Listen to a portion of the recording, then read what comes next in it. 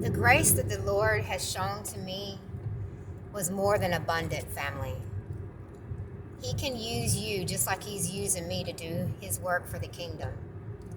I never thought that I would be reaching out, spreading the gospel 5 years ago, 10 years ago. I would have never have thought I would be living the life I am today, and that he showed me such grace and such love and forgave a sinner like me. Once you realize all your sins have been forgiven, it does something to you. It changes you. And once you fully believe with all of your heart, soul, and mind, things change. You look at the world differently.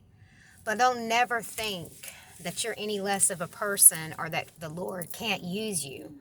The Lord can use anybody to do his work as long as they are willing to be, to walk for him, to crucify the flesh. And look, we all fall short of the glory of God, okay? We all do.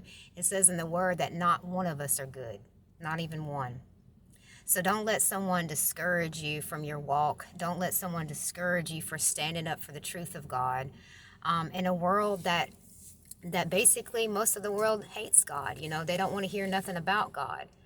But do know that just because you might have had a past or you might have done things in the past that you no longer do today, that basically you've been washed clean. Those sins are behind you. My mother always used to say, if you ask the Lord with a pure heart for forgiveness, that he throws those sins or whatever that was into the sea of forgetfulness. He forgets about it.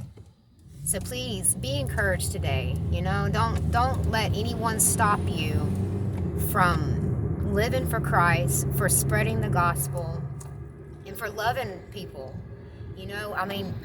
Guys, we're going to be hated on. We've talked about this. That's something you're going to have to accept if you're going to follow Christ.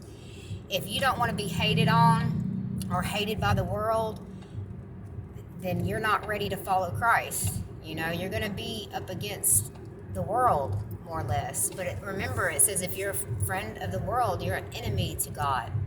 So, I know I don't want to be an enemy to the Most High Creator, and that's not my goals. That's not what I'm striving to do. And if you've got family and friends that are close to you that may not be believers, pray for them, family, and don't be afraid to talk to them about the Lord. A lot of Christians today will shut down and they will not talk to their family and friends about anything dealing with God, and that's where they mess up. You don't want to have the blood on your hands just because you didn't warn somebody that may not believe. Even if they believe or they don't believe, don't be afraid to correct them, or don't be afraid to love them like Jesus would. And by loving like Jesus, he did correct many people. It wasn't just all loving. He flipped tables if need be to get his point across. But just know who died for you.